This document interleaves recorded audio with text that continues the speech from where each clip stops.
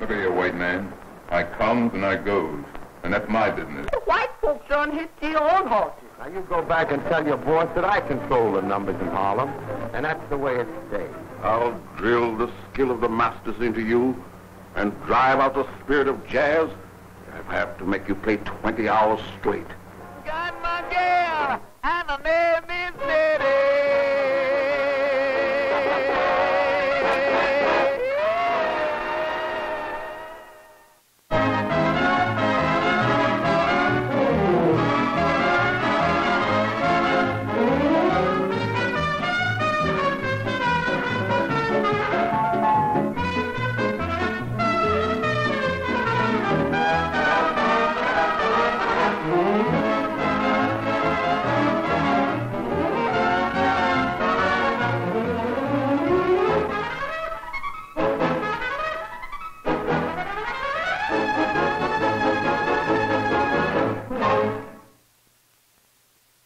Movies and blacks came to America's cities at the turn of the century. Movies were misunderstood. Blacks were unwelcome. Movies at first were no more than topical little chasers for vaudeville shows. The standard white reaction to the thousands of blacks who had moved to northern cities was to blame them for their own poverty and ignorance, and to pigeonhole them into ghettos in the city and into those ghettos of the mind, racial stereotypes. For migrants from the South, there were complications and ironies. Whites saw them only in the few narrow alleys of behavior that had been shaped many years before as an excuse for slavery and the repressions after the Civil War. Even the movies of those days showed blacks in terms of cliches. They liked watermelon. They suffered when their masters suffered. And they never got mad at anyone.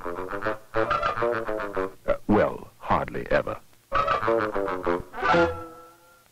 These were the old-fashioned leftovers from Southern lore, the clay from which movie makers expected to make black images.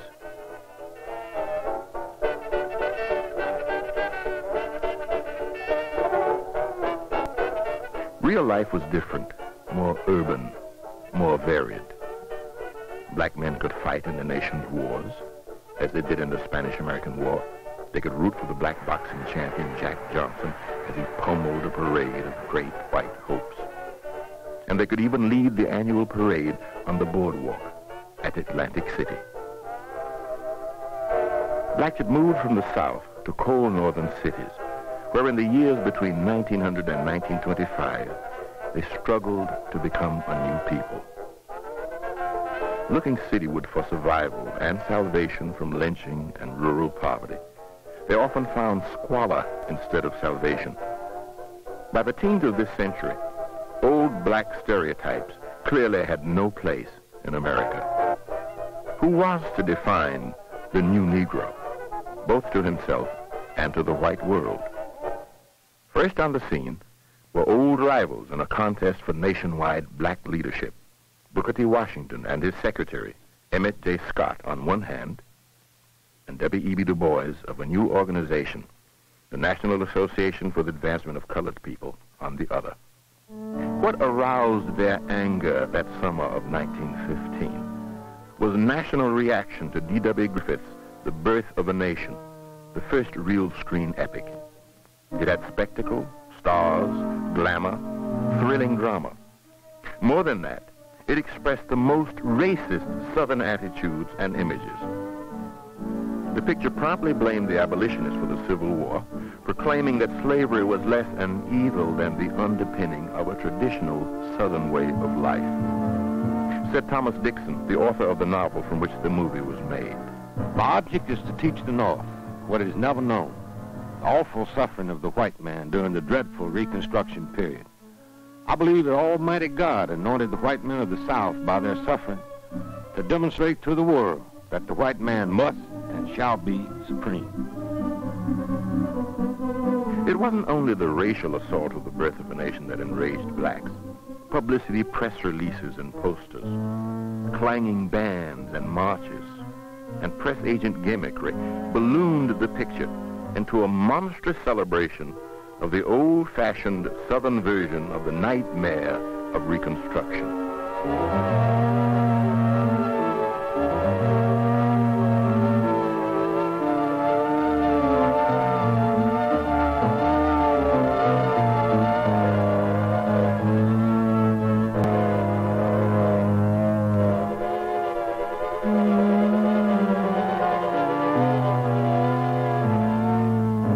Thomas Dixon even wangled an endorsement from an old schoolmate, the President of the United States. It is like writing history with lightning, and it is all so terribly true. Griffith would spend the rest of his life uncomprehending, making excuses, and counterattacking his critics. In the first flush of anger, black leaders called for censorship. Despite well-publicized legal battles of the NAACP, The Birth of a Nation was shown pretty much at will, sparking racial hatred by showing ambitious mulattoes lusting after white women.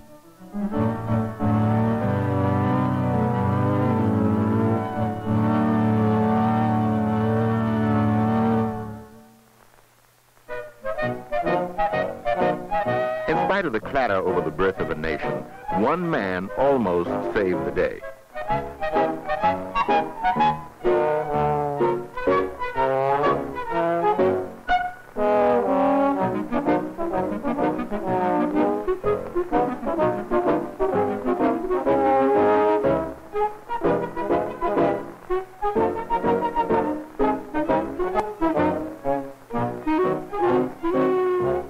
In 1916, Biograph, Griffith's old studio, was about to go under. So they cast about for a savior and tested Bert Williams in a witty little sketch which rose high above the conventional blackface manner of the day and ended by making a comment on black institutions and white control. Bert Williams was not universally admired by blacks. He seemed to get along too well with whites and to laugh off too many hurts and to make it in white institutions like the Ziegfeld Follies. "It's no disgrace being a Negro," goes his strongest line on racism, but it is sometimes inconvenient. Blacks were at a loss. Protest over continued showings of Birth of a Nation came to nothing. Their only hope was to pull together in common cause and make movies of their own, movies known as race movies. Emmett J. Scott went to work on a film. Shooting started in Tampa, Florida. The Birth of a Race was not a critical success. Few people saw it after a splashy opening at Chicago's Blackstone Theater. It was the first black attempt to reach a nationwide audience with a major motion picture. It failed, but it also inspired a young black mailman in Omaha. George Johnson and his brother Noble, an actor at Universal Studios, formed the Lincoln Motion Picture Company to make good movies for black audiences. The men of Lincoln came from a cohesive black middle class in Los Angeles, men on the make and keenly race conscious. The Lincoln movies, with their black versions of the American success myth, aimed straight at the heart of this urban black bourgeoisie.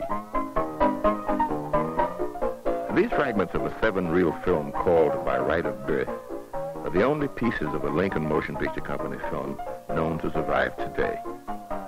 The star of By Right of Birth, Clarence Brooks, played the part of a black Horatio Alger.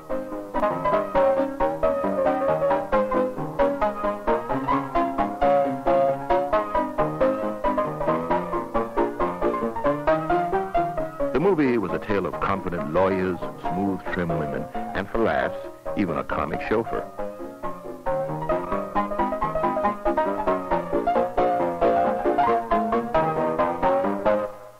Another of their efforts was called The Realization of a Negro's Ambition, the story of a young man who, despite initial setbacks, wins the money and the girl. The Johnsons also made a timeless story based on the true adventures of a black soldier in the border wars against Mexican revolutionaries, the trooper of Troop K. George Johnson recently described the making of the film. They started to work by going down to the costume supply company and rented uniforms for soldiers, Mexican sombreros, They went down on Central Avenue and rounded up 25 or 30 ex-Negro cavalrymen. And they rounded up 40 or 50 Mexicans down in Mexico town. So they went out there, and Sam Gable Walsh had a sham battle between the colored troopers, them and the Mexicans. Lincoln did not even survive the early 20s. Their failure revealed every sad fact of life the black companies were forced to live with. Scant capital, few bookings, moonlighting technicians, and their best stars, like Brooks, could take the streetcar to Hollywood and get an occasional part in a real Hollywood movie. Worst of all, the Johnsons could not fight the dozens of fly-by-night hustlers who crept into the fringes of the business with glossy promises that ate up capital and produced no movies. Or like the Ebony Company with its big Chicago studio, white money, black frontmen who retailed the old stereotypes in modern form, such as spying the spy.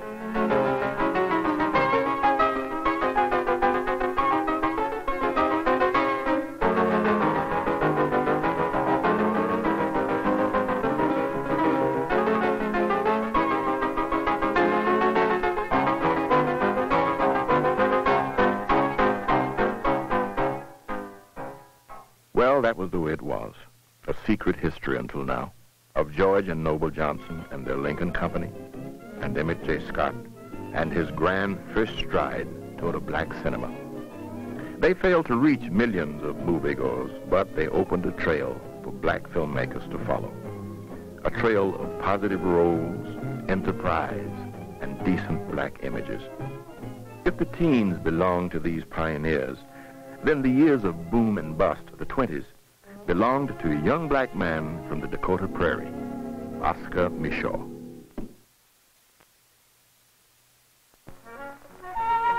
Oscar Michaud's first movie, The Homesteader, opened in 1919 at the beginning of a bright, optimistic period. For the first time since Reconstruction, it seemed that black folks might share in the promise of American life. If its surface brightness covered the poverty underneath, who was there to protest? The World War had ended. Times were good. Harlem was in the midst of an artistic, social, and economic renaissance. There seemed to be a little more money. Black pride rivaled old negative feelings. Black protesters shared the streets with the Ku Klux Klan for the first time. Marcus Garvey's strongly nationalist Universal Negro Improvement Association advocated separatism and a return to Mother Africa and signaled the arrival of new times. Dunbar, Rio, Rosebud, Gate City, Norman, black studios grew with the times. Of them all, Oscar Michaud most answered the needs of the new Negro. This rare tinted print of Body and Soul is all that remains of his silent work. It was a different look at those rock-ribbed stalwarts of the black community, the church and the preacher.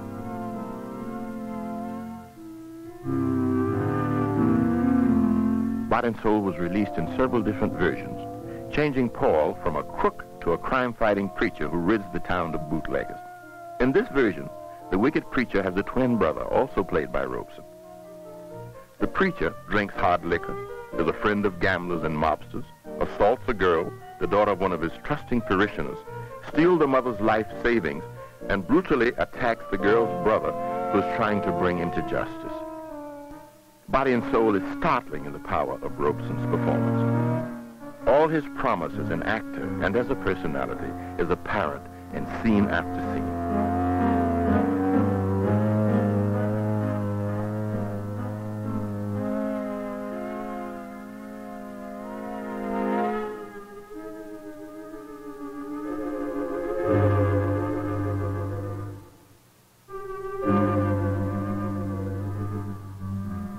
Lorenzo Tucker, one of the stars who worked for Michaud, recalls, he would get crunched over in the chair behind the camera. He would go through all the motions.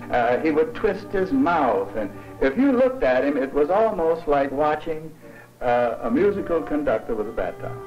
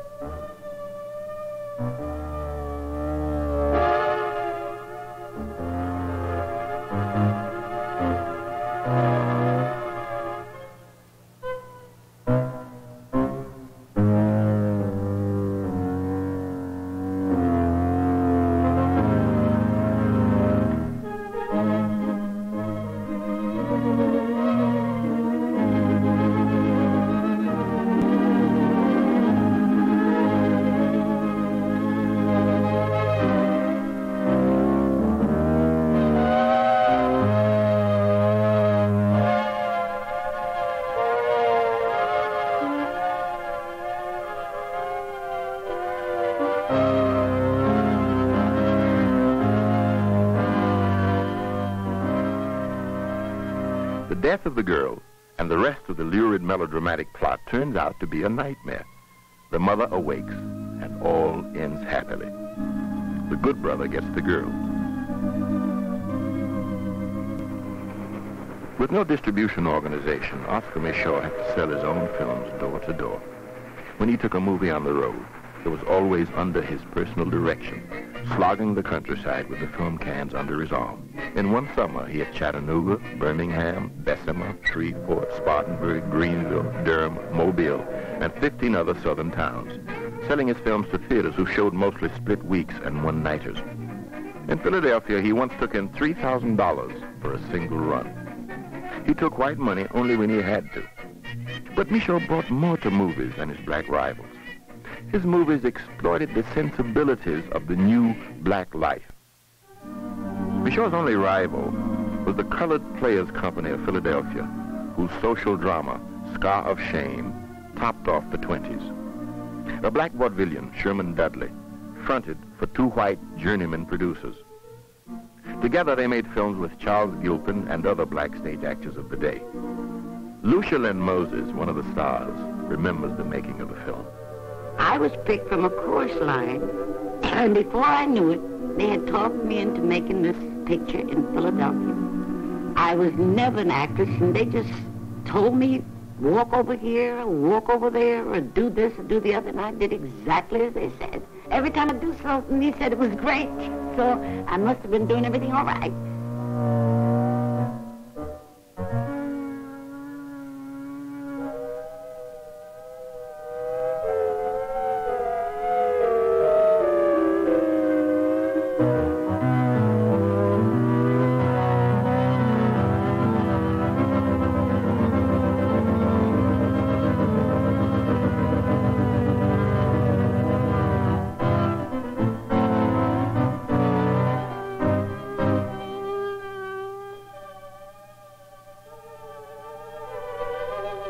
Scar of Shame delved into the then important issue of color caste snobbery within black circles, less pronounced than white man's segregation, but another burden for blacks to bear.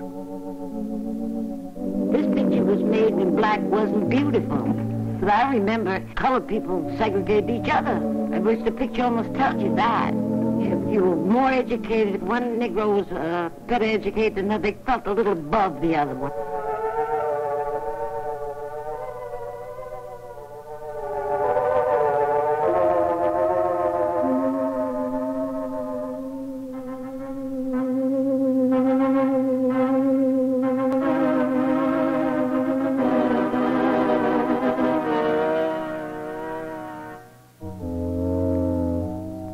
Far more urbane and polished compared to most race movies, it told the story of a girl who was deceived into leaving her husband by a conniving nightclub owner and who commits suicide once she learns that her husband will marry a girl of his own set. But my baby sister had a beautiful dress, and I said, look, Julie, can I borrow your dress for the movie I'm making over there? And she said, well, okay, but take care of it. And that's the dress you see in the last part of the picture. Everybody asked her, said, Julie, did you see Lucia's picture? She said, I didn't go to see Lucia, I went to see my dress.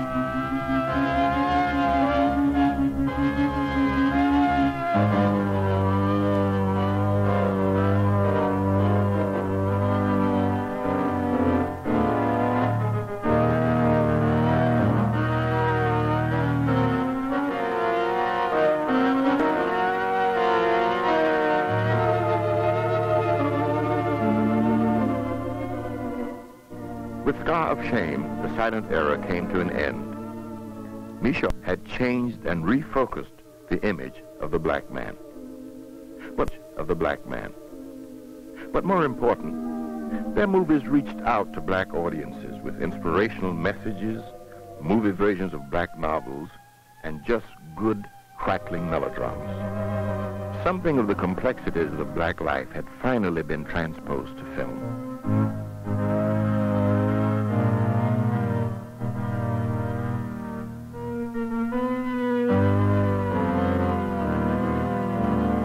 Then came the great crash of 1929.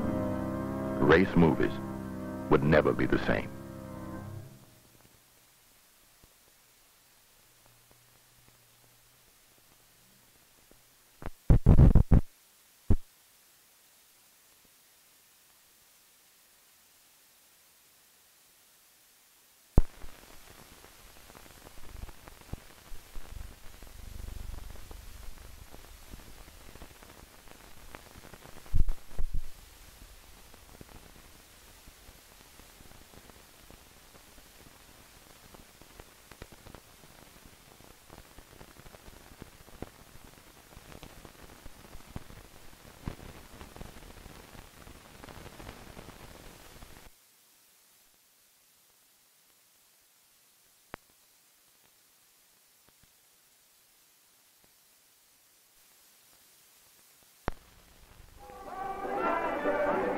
1929.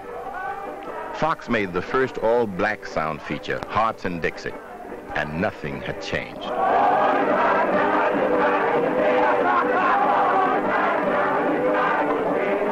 Along with the next decade of singing and dancing and comedy routines that would epitomize the black performer on the Hollywood screen, there were occasional flashes of Hollywood sensitivity to blacks. Still, black independents were hurt by each new intelligent use of a black performer in a Hollywood movie. I ain't never going to forget what you've done for me. I'm going to study hard. And when I get to be a big doctor, I'll come back. You won't never have to worry no more. I ain't worried no more, son. I know you're going to make me proud of you.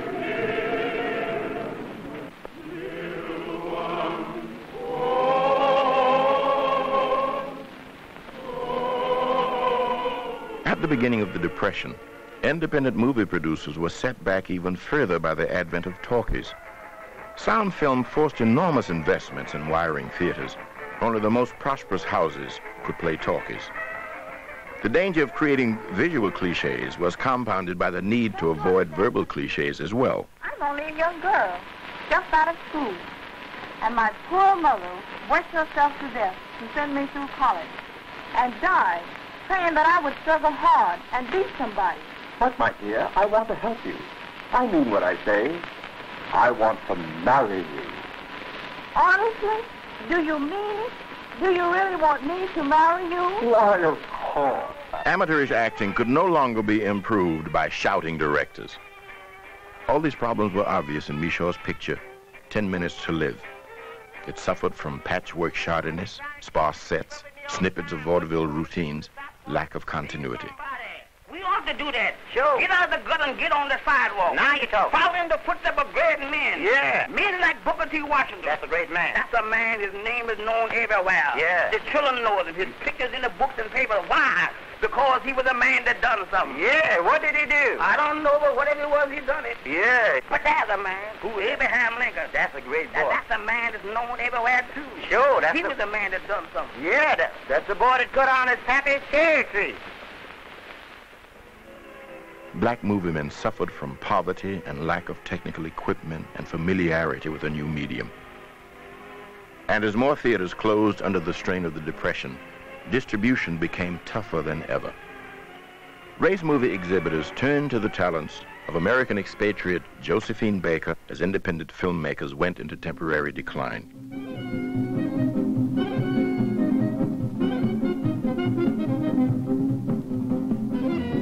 Bursting with star quality, she might never have returned to America on film if J.A. Rogers of the Amsterdam News had not spotted the long lines outside Palais Aubert in Paris for her movie, Siren of the Tropics. The critics were divided. If they accepted La Baker as a rich black presence on the screen, the price seemed too high. Her tam-tams and zuzus symbolized the carefree joy of the natives, one of the very stereotypes that blacks were beginning to drive from the screen. The best of the overseas pictures were British and starred an on-again, off-again expatriate, the black star, Paul Robeson. These are scenes from a film he made in England in 1935, Sanders of the River. The war drum.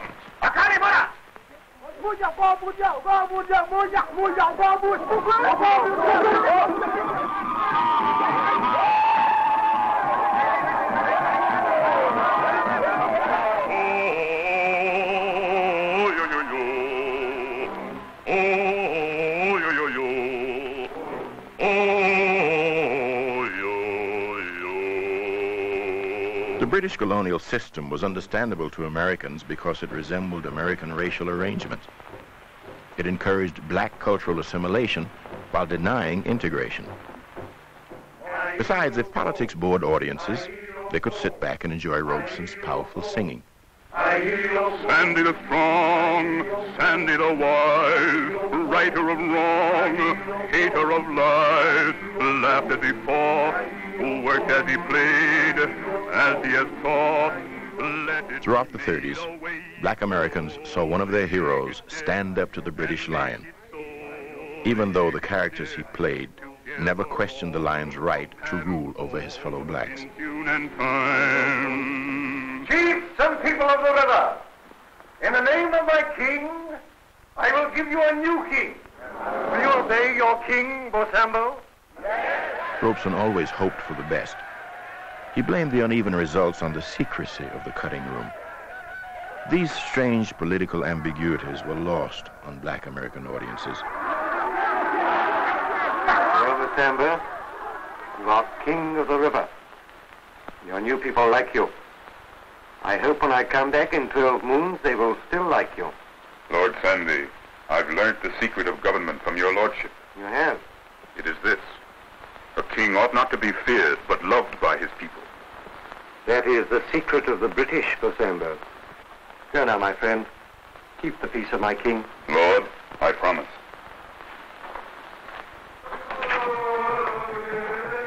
One of his best films was not made in Europe or Africa at all, but on Long Island. It was this superb version of Eugene O'Neill's play, The Emperor Jones, a monument to black expression. Trouble, here I come.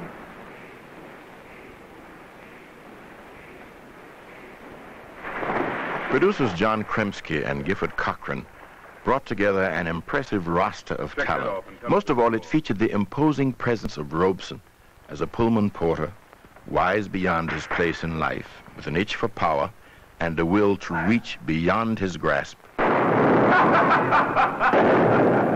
Fire again. Don't you all know I've got a charm?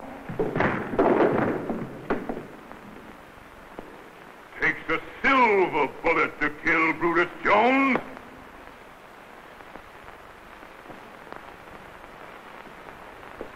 My turn now, General. Company, attention. I'm boss here now.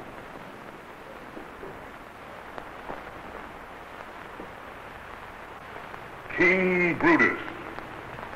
No, somehow that don't make enough noise.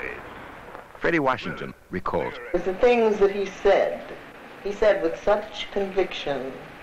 He'd just carry you away, and just the sound, melodious sound of his voice, number one, was so overpowering that your jaws just hung. You look at the man, or I think almost everybody who ever had any contact with him got this sort of feeling from him. What he did was so right. What he said was so right. His talent was so right. Fellas, you has just had an audience with the Emperor Jones.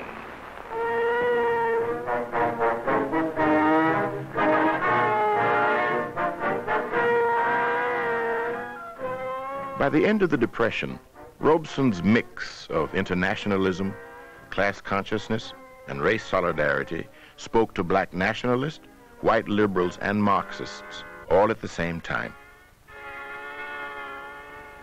In the end, he dies as a result of black ambition, not black resignation. So long, white man.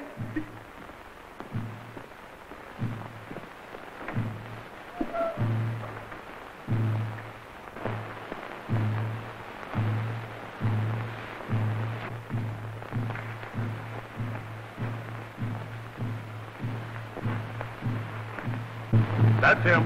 My men got silver bullets. Kill him, show. They got a silver bullet? Lead bullet, no kill him. Him got strong charm. I cook money, make silver bullet. Make strong charm, too.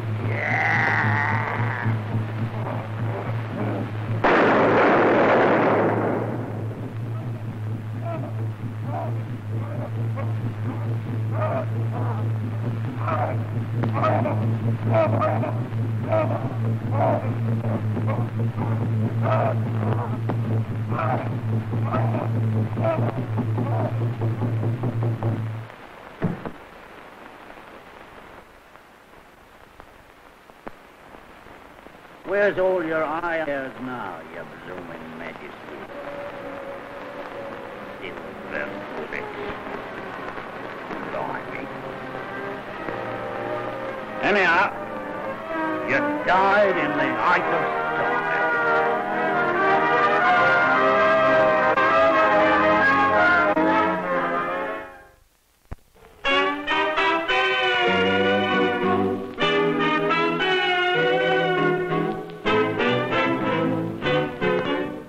Drawn as much by giveaways of free glassware and dishes, bingo, and air cooling, Americans sat out the Great Depression in movie houses, their social attitudes gradually changing.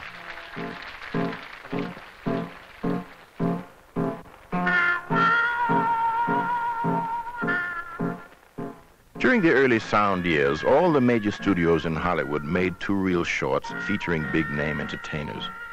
Many of these were black musicians. Fortunately for succeeding generations, their performances were captured on film. Duke Ellington's Black and Tan Fantasy, 1929.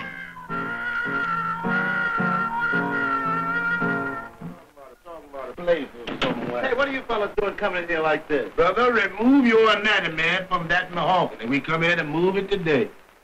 Well, you're not going to take my piano, are you? I ain't going to take your icebox. Duke, I've got some wonderful news. I've just landed a job in a nightclub, and I'm going to dance, and you're going to play. Isn't that wonderful?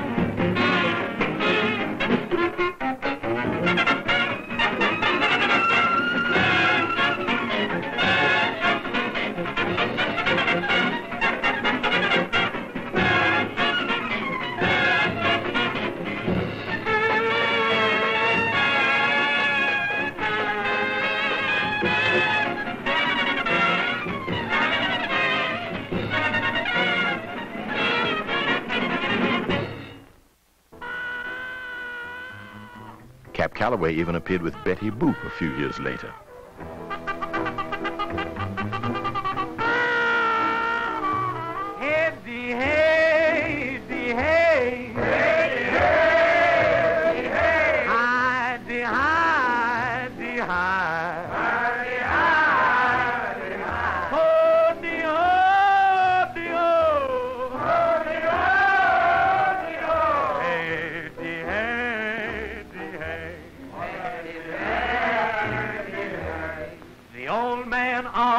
The mountain.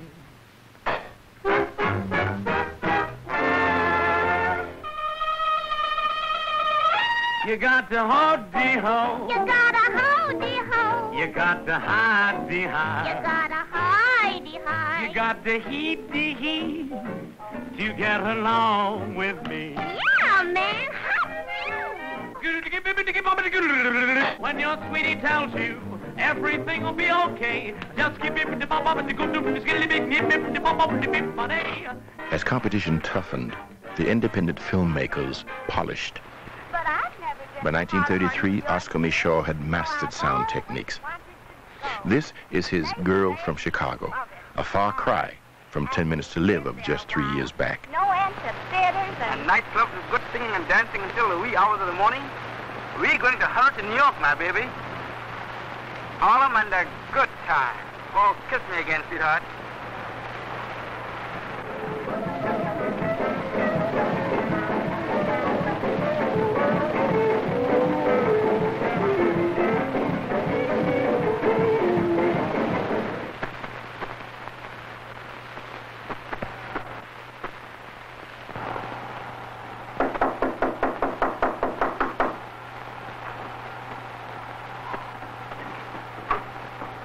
Good morning, Miss Austin. Have you got your numbers ready? And how much did you play in this morning? I beg your pardon, sir, but I am not Mrs. Austin, and I do not play the numbers. Good day. Well, smack my mouth. By mid-decade, Hollywood slowly began to be sensitive to black needs and ideals, and occasionally, black actors stopped tap dancing and started to speak with conviction and intelligence. This sequence is from King Vida's So Red the Rose, made in 1935. Give us the land! Give us the houses! Not another day's work! Jubilee! Yankee men with blue coats is coming down to give us everything to eat. No more plowing! No more breaking new ground! No more planting! No more chopping cotton! Just sitting in the sun! We don't work no more!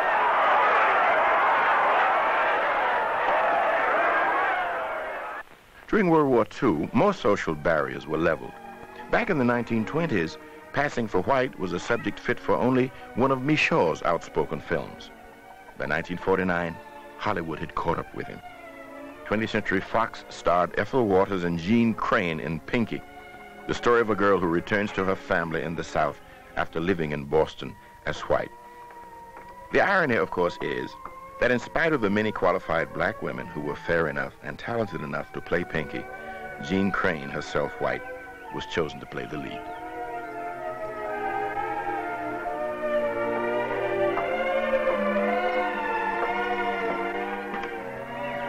What is it, Pinky? Oh, I wish you'd never sent me away. You mean you wish you grew up ignorant, no count, good for nothing? You wish you never learned to read and write and make your way in this world? Oh, no, but don't you see? Yes, Pinky, I do see. Let me say something once and for all and never again. Why is it you write me less and less as time go by? Why is it after you go to the hospital I get no letter at all? No, you don't need to say nothing. You think I don't know. You think poor old ignorant woman like me living in a shack like this don't know nothing. But you're wrong, Pinky. I do know. And I know what you done. And you know I never told you pretend you is what you ain't. I didn't mean to, Granny. It just happened. But that's a sin before God, and you know it. It was a conductor on the train. He put me back in another car, the white one. But he knowed who you was. I put you where you belong myself. No, it was after that, when they changed conductors. Then why you ain't tell the new conductor? Oh, Granny, I don't know.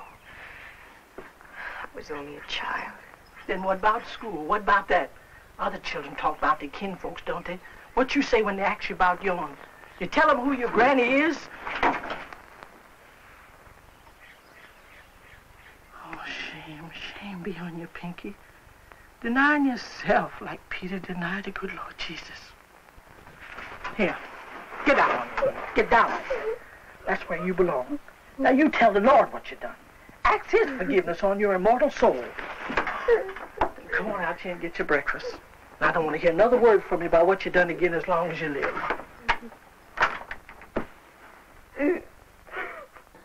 Pat, look at me. Look at me. When you come to your senses, you've got to make a break. Get away from it. I don't want to get away from anything. I'm a Negro. I can't forget it, and I can't deny it. I can't pretend to be anything else. I don't want to be anything else. Don't you see, Tom? No, I don't. You can't live without pride.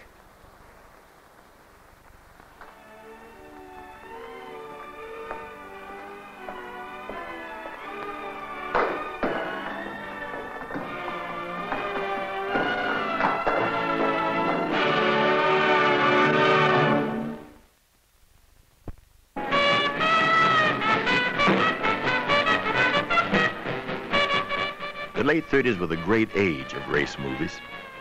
They denied themselves no ambition. Everything was tried. Musicals like Heidi Ho. New York City's got subways. California's got warm days. Monte Carlo's got cafes. I got a gal named Nettie. Westerns like Bronze Buckaroo.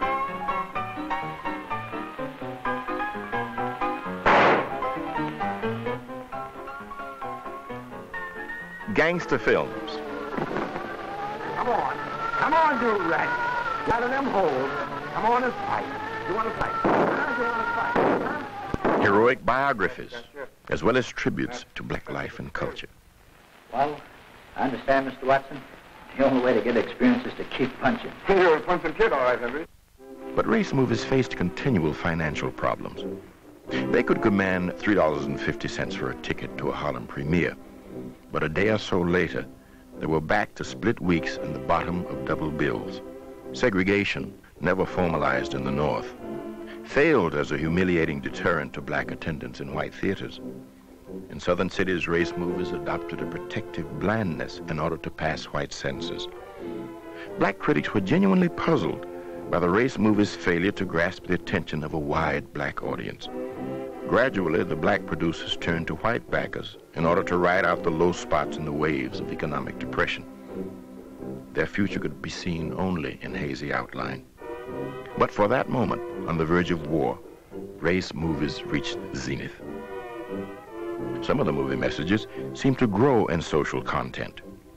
Moon Over Harlem spoke to crucial issues with the added value of redeeming Harlem from social disaster and criminality. Listen to me. Don't pay any more shakedown money for these rats. Take a good look at the man who demanded us. Stand by your guns and show these people that they can't take advantage of you. We'll do the rest. Listen, mister, whoever you is, I found out a long time ago that a half a loaf is better than none at all. I also found out that it's useless to argue with a guy who's got a gun in his stomach. And unless you and your organization can keep them guys from coming around to collect, I don't see how we can help ourselves. There'll be someone of this organization in your place of business who will be able to testify against these people. These sworn lieutenants of ours will save you the risk. All you've got to do is cooperate with me. A dramatic and professional peak was reached with Broken Strings, starring Clarence Muse. A classical violinist learns to appreciate jazz after injuring his hands. Now, very slowly, move your fingers.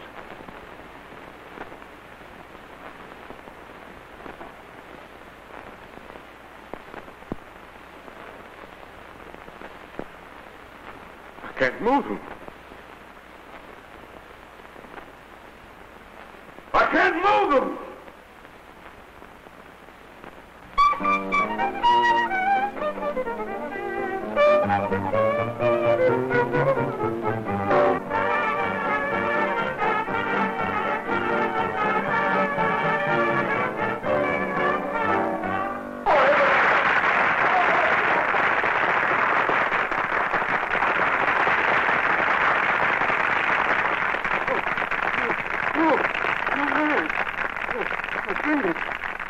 I can use them.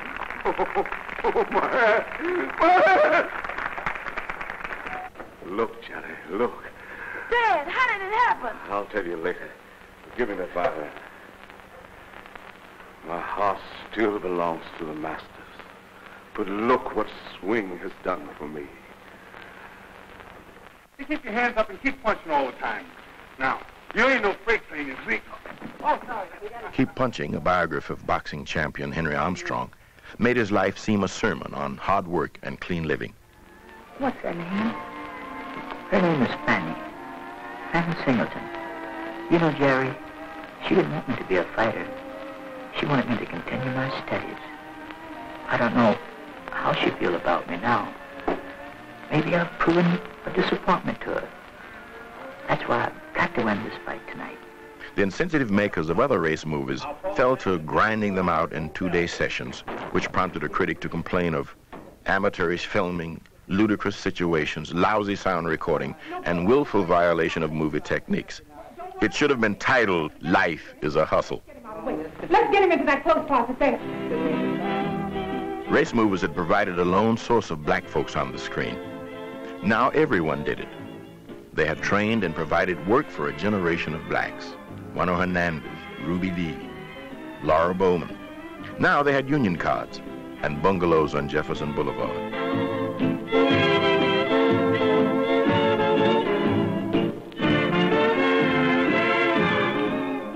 There was one last triumph, paradise in Harlem.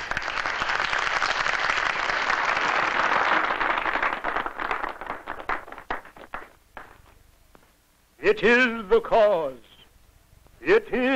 cause, my soul. Yet she must die or she'll betray more men. Desdemona, that handkerchief that I so loved and gave to thee, thou gavest Cassio. No, no, my life, my love, my soul. Oh, no, she can't die. That's good. There you jump it. Oh, no, she can't die.